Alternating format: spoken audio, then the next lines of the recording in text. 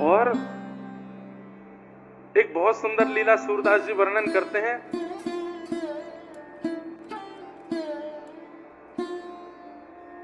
खम मणि खम प्रतिबिंब विलोकत नाचत कुंवर कन्हैया।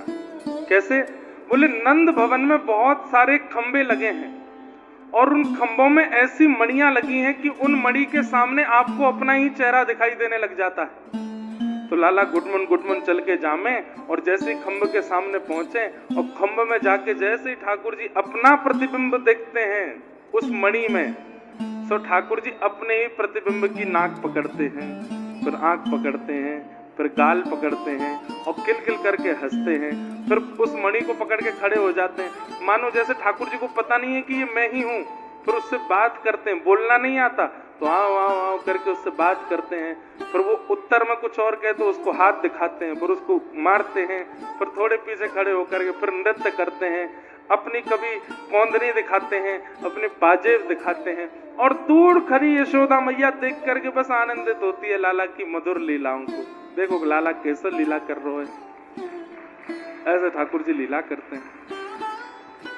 यशोदा मैया पूरे दिन लाला को गोदी में लेकर के कहे लाला बोल मैया, ठाकुर जी नहीं बोलते। पर थोड़ी देर बाद नंद बाबा आ जाते, लाओ मोह दो मैं बुलवाऊं। गोदी में लेके लाला बोल बाबा, बोलो बाबा। तो ठाकुर जी हंस जाते हैं, बाबा नहीं बोलते। फिर दाऊ दादा आते हैं, मोह दो लाला को गोदी में लेके, लाला बोल दादा, बोल भैया। ठाकुर जी नहीं बोलते। पूरे दिन यशोदा मैया बैठी रहे, लाला तो बोले ही ना है, बड़ो है तो जारो है, अब कब बोलेगो, अरे विधाता मेरो लाला कब बोलेगो। नंद बाबा, यशोदा मैया, दाऊ दादा, रोहिणी मैया सब समझा में, लाला नहीं बोले। इतने में ही गौशाला की एक गैया ठाकुर जी के आगे आ गई और वह गैया को देख के छोटे से ठाकुर जी बोल पड़े गैया। और जैसे ही बोले गैया, यशोदा मैया बोली लाला तेने कहा बोली, कहा बोली? अरे मेरे लाला ने कहा बोली? जैसे मैया ने गोद में उठाए तो मैया को देख के बोल गए मैया। मानो ठाकुर जी अभी तक इसलिए नहीं बोल रहे थे, बोले सबसे पहला शब्द मेरे मुख से प्रकट होगा गैया, गाय। अब तो नंद बाबा आए सुन के, लाला ने अभी मैया बोली, मैया बोली। जैसे नंद बाबा ने गोद में लिए तो बाबा की गोद में जाते बिना बुलवाए बोल पड़े बाबा। अब तो बाबा भी बोले, मैया भी बोले, दाऊ दादा की गोद में जाके बोल गए दादा। अब तो सब ब्रजवासी इकट्ठे गए, ढोल नगाड़े बज रहे हैं, सब उत्सव मना रहे हैं। अरे नंद जी को लाला बोलन लगो है, कहने ऊपर बार बार बल जैया। ठाकुर जी की बलैया ले रहे हैं सूरदास जी, कितने मधुर लग रहे हैं ठाकुर जी। मैया बोल रहे हैं, बाबा बोल रहे हैं, दादा बोल रहे हैं, गैया बोल रहे हैं। अब यशोदा मैया लाला की उंगली पकड़ लेवे और पकड़ करके नेक नेक चलनो सिखावे तो धीमे धीमे अपने चरण रखते हैं ठाकुर जी। ठाकुर जी उतरनो सीख रहे हैं, चलनो सीख रहे हैं। तो थोड़ी देर बाद मैया ऐसे उंगली हटा देती है तो ठाकुर जी ऐसे भुजा ऊपर करके थोड़ी दूर तक चलते हैं और फिर धम्म से गिरते हैं, फिर उठते हैं, फिर चलते हैं, फिर धम्म से गिरते हैं। थोड़े थोड़े ठाकुर जी अब चलने लगे। जैसे ही चाल चलने लगे तो मैया ने ऐसी सुंदर पाजेब पहनाई है कि वहां में से ऐसी सुंदर धुनी निकले कि ठाकुर जी बार बार अपने चरण पीटते हैं जमीन पे और उससे निकलने वाली धुनी को सुन के खुद खुश होते हैं और उसी पर नृत्य करते हैं। सूरदास जी वर्णन कर रहे हैं, हे हरि, अपने ही पैरों की नूपुर की ध्वनि सुनकर के ठाकुर जी कुछ गा रहे हैं। बहुत सुंदर पद है।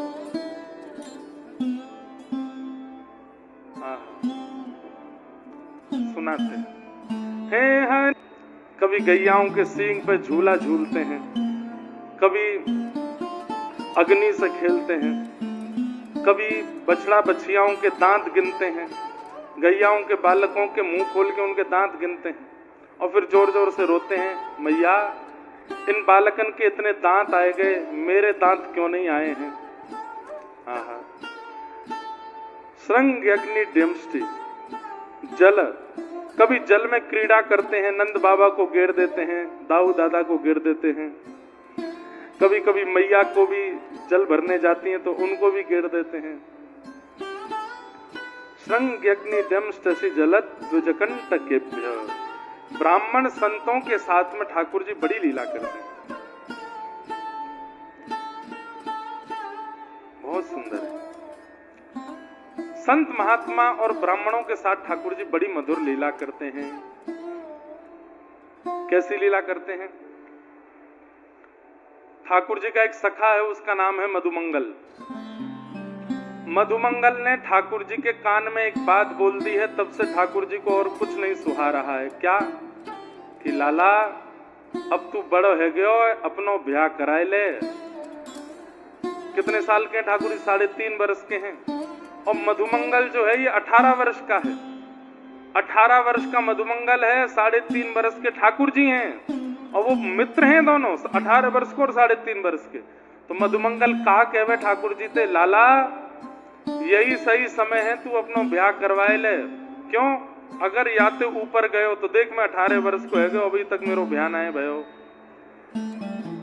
3-4 साल में अगर शादी ना होवे तो बाकी बात बहू ब्याह ना करे।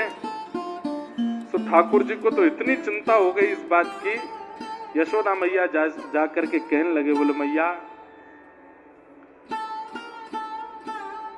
अब तू मेरो ब्याह कराए दे। यशोदा मैया बोली, हैं कहा? बोले अरे लाला यहाँ पे आ। ठाकुर जी बोले, हाँ मैया। कहा कह रहे हो जी? कहां से सीख के आए हो तू? कहा ब्याह ब्याह की बात करे सवेरे सवेरे? मैया मैं तेरी मन की सब जानना हूं, अब मैं बड़ो हो गया हूं, अब तू मेरो ब्याह कर दे।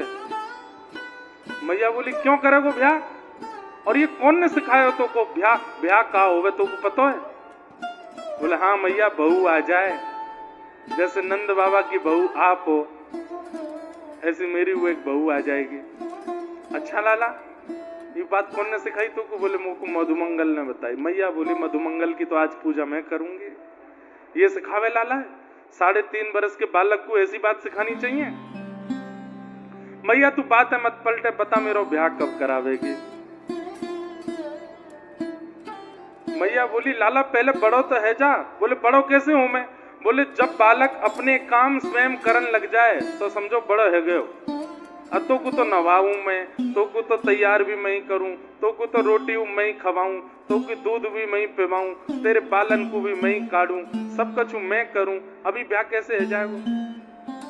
मैया तो वही तेरे काज तो बढ़िया है, जो तू कर रही है वही बहू कर देगी, वही नवावेगी, वही पहनावेगी, वही काटेगी, वही खिलावेगी। मैया तेरे काज तो और बढ़िया, तू बड़ी बूढ़ी है गई है, एक छोटी सी बहू लिया। मैया बोली, लाला देख तू मान जा, ऐसी बात मत करे। ठाकुर जी बोले, मैया देख रोज गोपी तो पर शिकायत करवे आमे, मैं कोई गोपी के यहाँ जाके माखन चुराए लाऊं, कोई गोपी के यहाँ जाके दही चुरा लाऊं, सबरी गोपी आके तो शिकायत करें, फिर तू मोते यूं कह करे मैया कि लाला घर में इतनो दूध घी दही सब धरो, तू पर घर में काई को जायो करे? मैया देखते तो को मैं एक वचन दे रहा हूं, कहा अब से मैं पराए घर नहीं जाऊंगा, मैं चोरी करवे नहीं जाऊंगा, लेकिन बदले में तू मेरो ब्याह करा। सो खाऊं पर घर ना जाऊं मैया, अब न करूंगो चोरी। मैया अब मैं चोरी ना करूंगो, लेकिन पर सांची कह कब लावेगी मोको तो दुल्हन गोरी। मैया लेकिन मेरो ब्याह करानो पड़ेगा, तभी मैं दूसरे के घर में चोरी करना छोड़ूंगा, नहीं तो कल ते और ज्यादा चोरी करूंगो। मैया बोली, बढ़िया धमकी दे रहो लाला है? तो मैया तेरो कहा बिगड़ रहा, मेरो ब्याह करा दे ना। और तू मैया यूं के जो अपने काम स्वयं करे वाको ब्याह हुए, ले मैया अब से मैं अपने काम सबरे खुद करूंगा। धोती उतार के ठाकुर जी खुद बांधने लगे, देख मैया मैंने खुद धोती पहन ली। कंघी लेके अपने बाल काटने लगे, देख मैया मैंने अपने बाल काट लिए। जा करके बाहर अपने बर्तन मांजने लगे, देख मैया मैंने अपने बर्तन मांज दिए। पुराने वस्त्र अपने आप धोने लगे, देख मैया मैंने अपने कपड़ा धो लिए स्वयं। और बता कहा करके दिखाऊं, सबरे काम करने लगो। मैया अब तेरो लाला योग्य है गयो, या को ब्याह करा दे।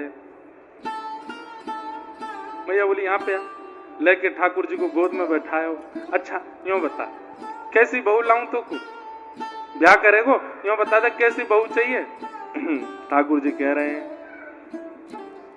भोरी सी होए सुघर छोटी, सुआ सारी नाक आंख मोटी। मैया पहली बात तो छोटी सी लियो। मैया बोली लाला नेक 103 बरस को तो तू है, और कितनी छोटी लाऊं? बोले इतनी छोटी लिया कि मैं अपने गोजा में धर के गैया चरावे जायो करूं। गोजा कहते हैं जेब को। ठाकुर जी कह रहे हैं गोजा में धर के गैया चरावे जायो करूं, जब जब मन करो करे तो निकाल के बाद बात कर ले करूं, और जैसी बात पूरी हो जाए फिर तो यही धर लो। मैया बोली गुड़िया लियाऊं तो को बहू नहीं चाहिए ना। गुड़िया मैया मुझे पता गुड़िया कौन सी। बोले गुड़िया कौन सी? खिलाते रहो खावे ना, वो गुड़िया है। वो तो ऐसी चाहिए तो मैं खिलाऊं सब खा जाओ करे। छोटी सी होए सुघर छोटी, सुआ सारी नाक। सुआ कहते हैं तोता को, तोता जैसी उसकी नाक हो, आंख मोटी, बड़ी बड़ी आंख हो मैया। और कैसी होए? बोले तोते छुपाए मुख घूंघट में, मुस्का जाए थोड़ी थोड़ी। मैया घूंघट में अपना मुंह छुपाए करके तोते मुस्काती रहे, शर्माती रहे मैया, ऐसी दिया। यशोदा मैया तो सुनकर के हंस भी रही हैं और थोड़ी थोड़ी भावुक भी हो रही हैं। नेक सो कन्हैया कैसी बात कर रहे हो? अच्छा ठीक है लाला तेरे काज। जैसे मैया ने कही अच्छा ठीक है, सोई ठाकुर जी तो उतर करके खड़े है गए। मैया जल्दी कर। बोले कहा लत्ता पहना मोकू, ब्याह के काजे ले चल मोकू। तेने अभी तो कही अच्छा ठीक है, तो अब जल्दी कर, अभी अभी ब्याह में जाऊंगा मैया। मैया बोली अभी जा? बोला हाँ अभी जाऊंगा। और मैया मेरी एक बात सुन ले। बोले कहा मैया एक बात तो समझाऊं क्या? मैं सबको लेके जाऊंगा अपनी बारात में। नंद बाबा जाएंगे, मेरी मैया जावेगी, रोहिणी भी जावेगी, सबरे गोकुल के लोग, मधुमंगल श्री दामा। कितने में? पूरी रोटी भी नहीं, आधी रोटी में खरीद के लाई। मतलब मेरे बदले मेरो इतना ही मोल है मैया, तू आधी रोटी में खरीद के लाई मोको। यशोदा मैया की अरे ना ना वो ऐसे तो आनंद ले रो। नहीं नहीं मैया वाकई बात में मोकू सत्यता लग रही है। क्यों?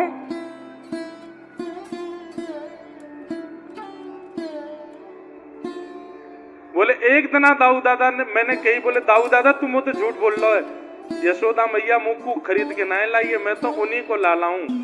तो हंस करके मुझे बोलो लाला मैं तुमको सांची बात बता दूंगा, फिर रोइयो मत। मैंने कही नहीं बाबा दादा बताए दो, सांची बात बताओ।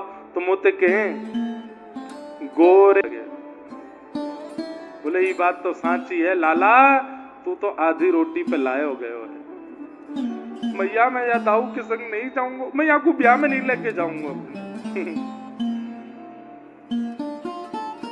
और मैया एक बात और। बोले कहा मुझको एक बात से और लगे कि मैं तेरो लाला ना हूं। ये इमोशनल अत्याचार कर रहे हैं ठाकुर जी यशोदा मैया। क्या मैया ऊधम मैं भी मचाऊं और ऊधम दाऊ दादा भी मचावे, पर छड़ी लेके तू मेरे पीछे ही भागे, दाऊ दादा को ना मारे या मारे मुंह को यूं लगे तुम मैं तेरो लाला ना हूं, यही मारे मुंह को मारे। तू मोहे को मारने सीखी, दाऊ ही कबहू ना खींचे। दाऊ पे कभी ना खींचे, बस मोहे मारनो जाने। यशोदा मुझे बोली लाला देख दाऊ रोहिणी को लाला है, बाकी मैया रोहिणी है। अब मैं बाकू मारवे जाऊंगी तो रोहिणी को अच्छा लगेगा ना। मैया ये सब बात तो तू ऊपर ही ऊपर बोल रही है, अंदर की तो सब मैं जान गया हूँ। मुंह को आधी रोटी पे लाई है मैया तू। यशोदा मैया ने गोदी में ले लिया। नहीं नहीं लाला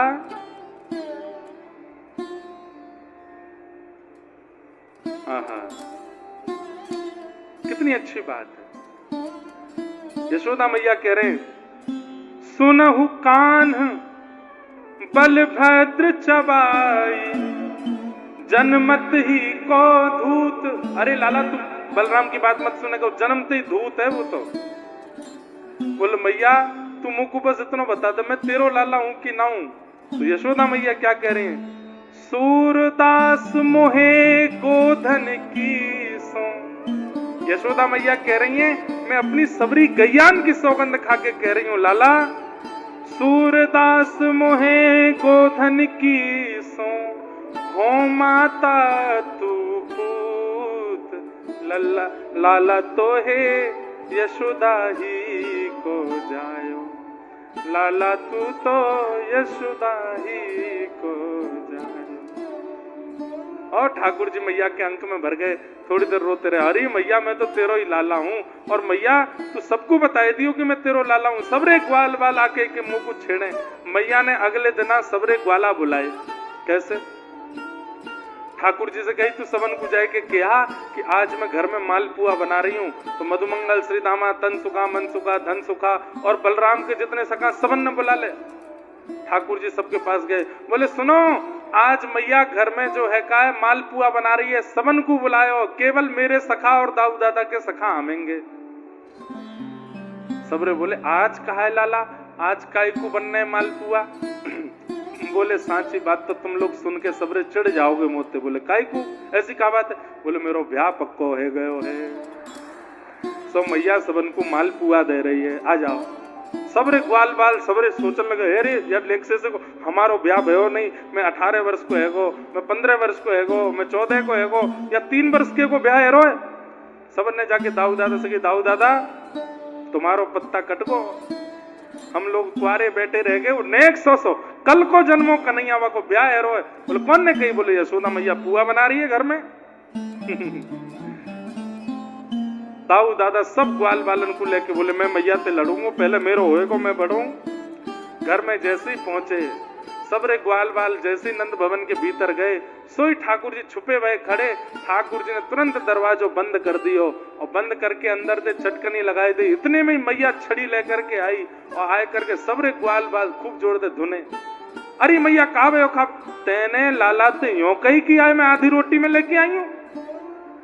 आज के बाद अगर मुझे कोई ने कह दे कि ये मधुमंगल श्री दामा तन सुखा मन सुखा धन सुखा बलभद्र, इनने या तो यूं कही है कि ये हमारो लाला नहीं है, इतना पीटूंगी इतना मारूंगी। मैया आज के बाद कबू नहीं कहेंगे, कान पकड़ रहे हैं, हाथ जोड़ रहे हैं। लेकिन मैया एक काम और कर दे, बोले कहा, बोले जा गांव में लाला को ब्याह पक्को भयो हमारो वहीं कराए दो, हम कुआरे कुआरे बढ़िया ना लगेंगे। अरे मैया तू तो एक संग 10-15 घोड़ी मंगाए थे, सबरे चढ़ के एक संग बारात लेके जाएंगे और ब्याह करके लेके आएंगे। ऐसे सब ग्वाल बालन की मधुर लीला ठाकुर जी के संग चल रही है। और भी कई ठाकुर जी की तो बाल लीलाओं का कोई पारावार, इतनी बाल लीलाएं हैं ठाकुर जी की।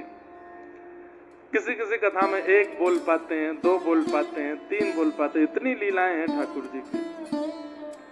लेकिन ये सब लीलाओं को हम प्रणाम करते हैं। ये विठोबा आपके जो बैठे हैं ना यहाँ पे ऐसे अदाम है वो खड़े होके, सबकी बोल तो हम खोले हैं इनके। वृंदावन में कैसी कैसी लीला करके आए हैं। यहाँ पे शुक्राचार्य जी वर्णन कर रहे हैं, वत्सान मुंचन क्वचित समय क्रोश संजात हास। बोले केवल दूध चुराने के लिए क्या क्या नहीं कर देते हैं।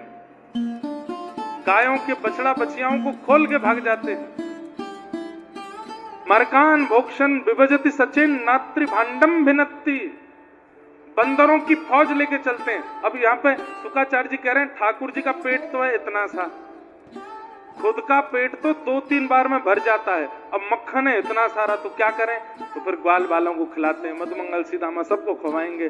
सबको खवाने के बाद भी मक्खन बच जाता है तो मरकान भोक्षण, बंदरों की सेना चलती है इनके संग, उनको खिलाते हैं। उसके बाद भी मक्खन बच जाए तो क्या करते हैं? यूं नहीं कि जिन परिवार का मक्खन है छोड़ छाड़ जाए, बेचारी गोपी खा लेंगी उनके परिवार, ना, नात्री भांडम भिन्नति, उसको फोड़ देते हैं और जितना मक्खन नीचे जमीन पे गिरे उसका लेपन कर देते हैं पूरे घर में।